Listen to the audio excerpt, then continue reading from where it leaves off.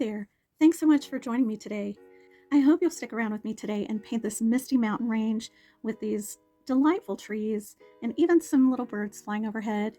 Today I'll be painting this monochromatic one simple color blue indigo. This is Sennelier blue indigo. I'm using my WA Portman size 8 Dagger. I'm painting on 300 GSM watercolor paper by B Paper Company, and I have a little dish. This is actually a trinket dish or a jewelry dish that I like to use when I'm working monochromatic. It just helps me to simplify things and have one area for my paint. I have my water off to the side and a cloth for blotting any mistakes or puddles. Let's get started. I'm making some bookmarks for a friend of mine, and I want to make these misty watercolor mountain ranges. So I have my indigo watercolor, and I'm just using actually a little trinket or jewelry dish right here. I purchased it for this purpose. When I just do a monochromatic, I have one color. I like to just keep that on one dish. So I have my little dot of liquid watercolor here, and then I've just added some water and mixed that for a nice mix of this right here. So I'm taking my Dagger brush and I'm starting at kind of an angle here, and I'm about a third, a little more than a third over, but I'm starting at this angle, and then I'm just going to brush down like this, and that imperfect there does not bother me at all. I'm going to do this again, kind of right here. Kind of need a little more of an angle on that, and then maybe one more down here, and then one over here.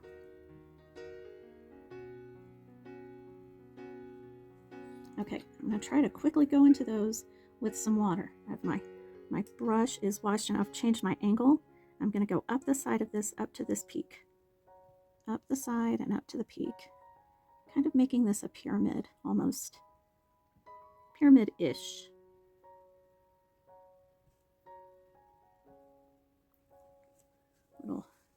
Little drip of water there. Now some of that water kind of bloomed into this pigment here and pushed some of that pigment out. That's okay for it to do that. I add just a dot of pigment into this and kind of push it around.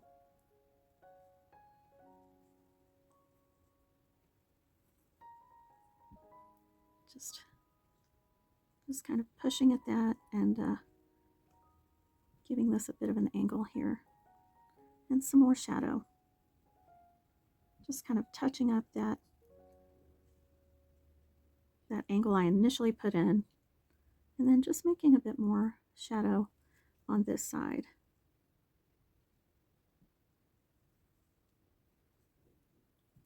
And then let's go all along the bottom of this and add some water here. Just let's go back and forth on that. Just results in this misty, loose look.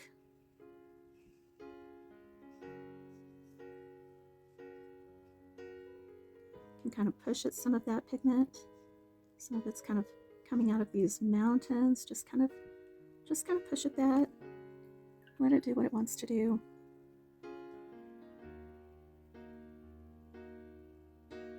I feel like I could do maybe one more pass of water. It's really wet up there.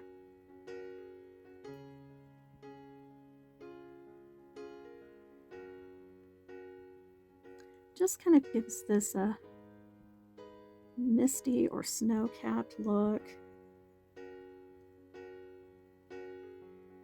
Now I am trying to scrub this out a little, but what I will probably end up doing is putting some trees in that.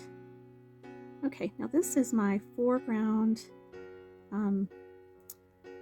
This is my foreground, and I'm just going to kind of make these strokes in that, and then kind of some upward swoops, a couple of those at a time. Kind of just getting in some background trees.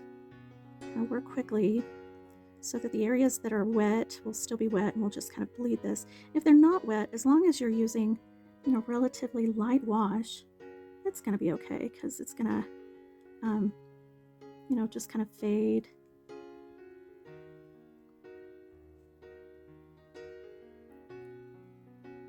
Just kind of going back and forth, dotting these back and forth strokes that are kind of dotty. And here I'm just going to go ahead and put some more water in,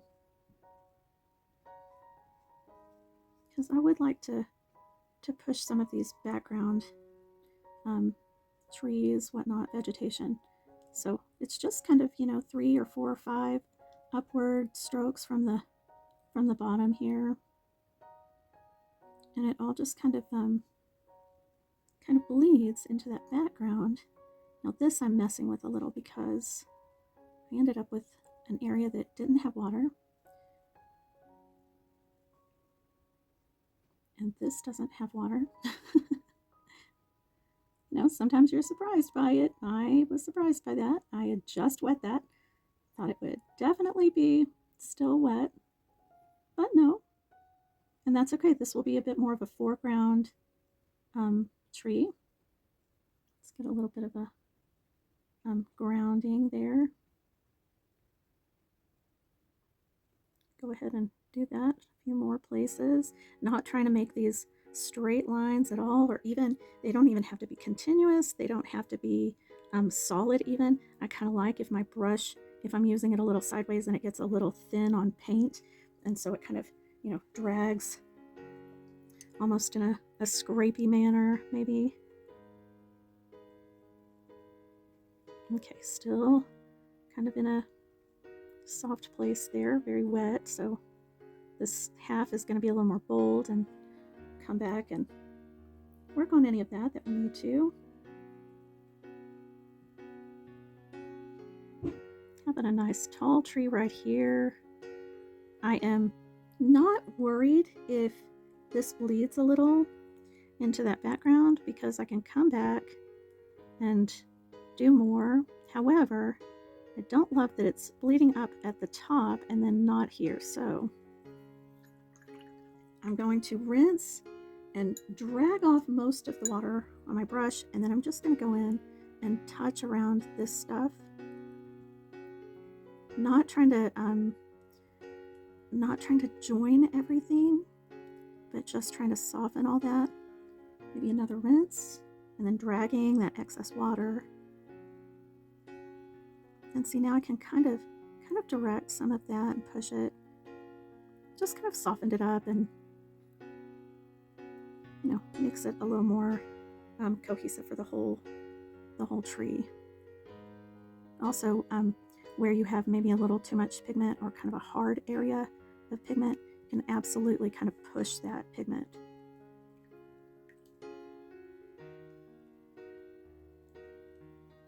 Love this.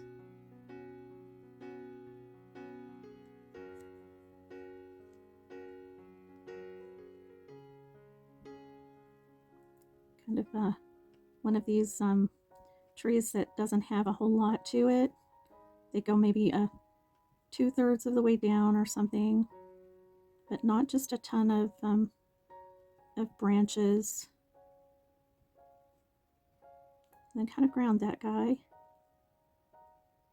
I don't know why I always call my trees guys.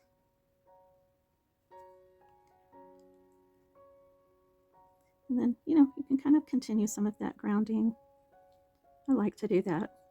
It ends up adding a lot of depth and kind of some effortless detail. I love how this tree is going.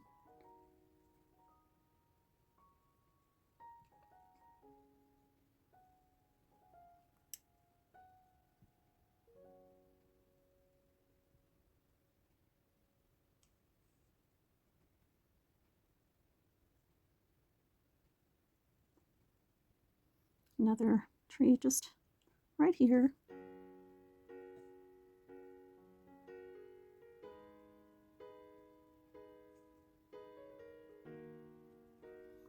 Some extra earth down there.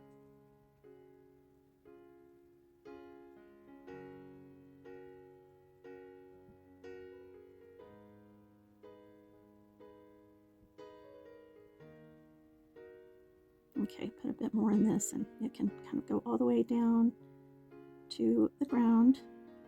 Just kind of fill in here a little bit. Turn that brush.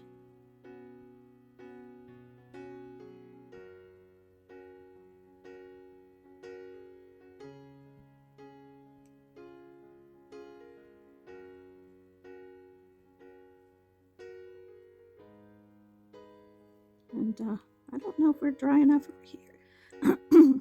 And I don't know if we're dry enough over here, but I'm going to try one of these kind of minimal trees that just don't have that many branches.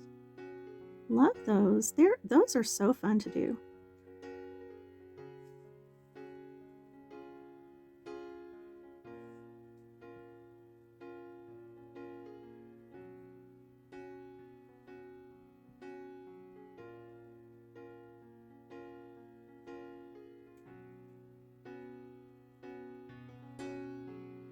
Just gonna dot and dash another tree here. Really kind of fill in the center where it wants to just kind of show that the center of the tree, the trunk.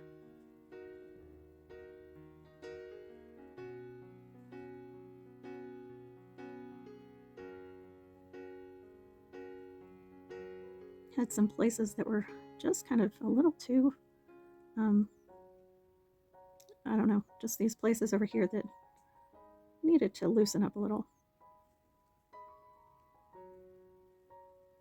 Okay, now I'm going to rinse a good bit of that pigment off, kind of drag that off my brush and see kind of what I have left. Oh good, a nice super light residue. Just going to go in this background and make so many just background trees back there. You can kind of do that and then you can blot them if you want. You can kind of touch them with a little bit of water.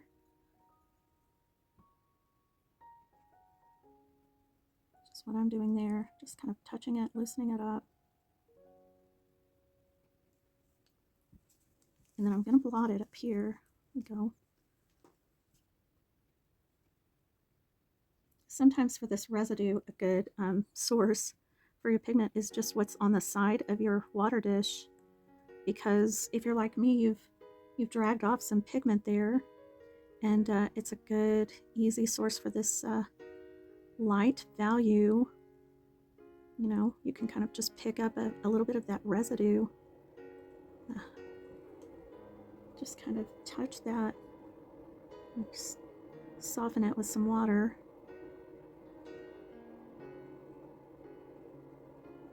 And then I like to blot those a little since I've got something back there that's kind of next door to it.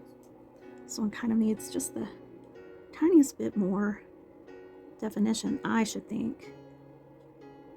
So I'm going to take a light residue, but not quite as light as that, and just kind of darken this guy up. My goal is, you know, somewhere between this foreground shade and the backgrounds that are just kind of, you know, super, super light. And that works for me. Is you know, it's got a little bit different size. And drop a little more pigment maybe down here. Just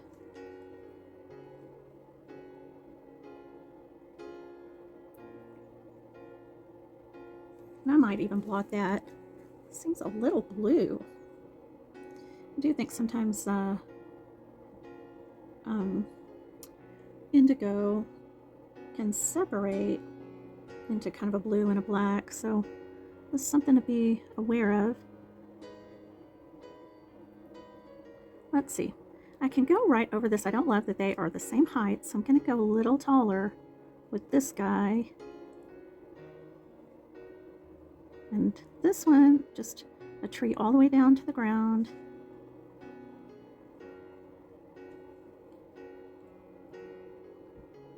Just getting a little more pigment.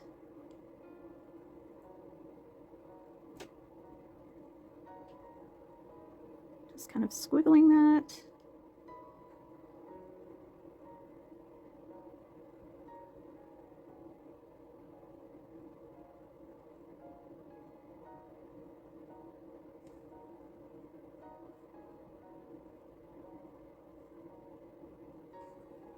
I like that. I really like the shape of it and all of that. I like that it has some depth to it, which is a little different from these. And so what we can kind of do is kind of go in a little bit in these white areas and just kind of fill, trying not to obscure, you know, if you make too many strokes in that, it's going to push the darker pigment. So don't really want to do that, but I do want a little more depth in there. I don't want to get rid of all the white.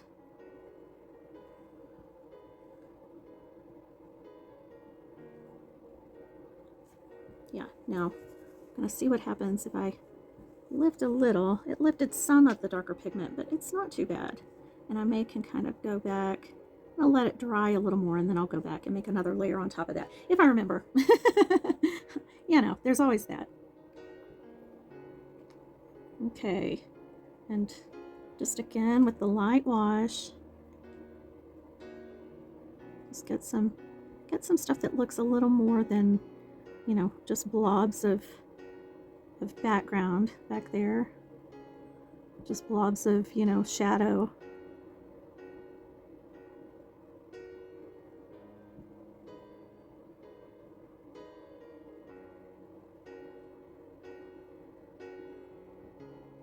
Yeah, I like it.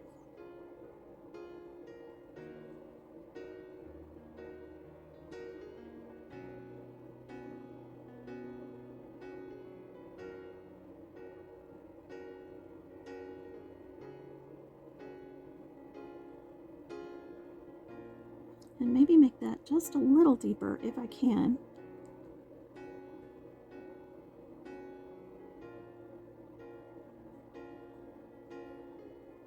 Oh, I love this. You know, you wouldn't have some perfect manicured looking tree line out here anyway. So, you know, kind of makes sense to me.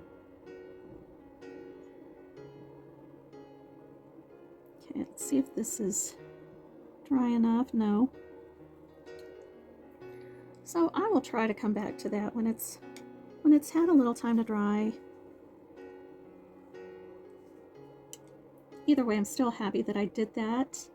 I like that, yeah, it just has a little depth to it. Now I'm taking a little pigment on just the tip of my brush. I'm definitely checking the ferrule for water because I do not want any water in that. And I'm going to paint some birds. I'm going to move this out of my way.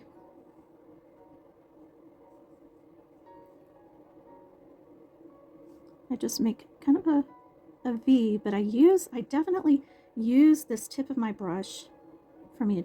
I get that depth on the wing there, and I feel like that works really well. So just kind of do the V's a little differently, angle them differently.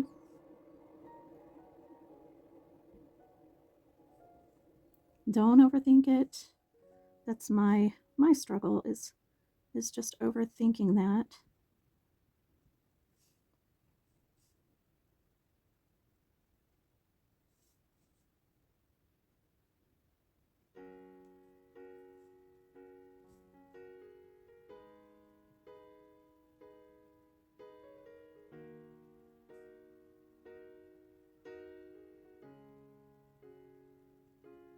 Okay.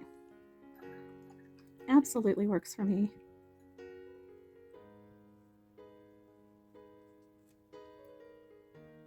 Really, really love this.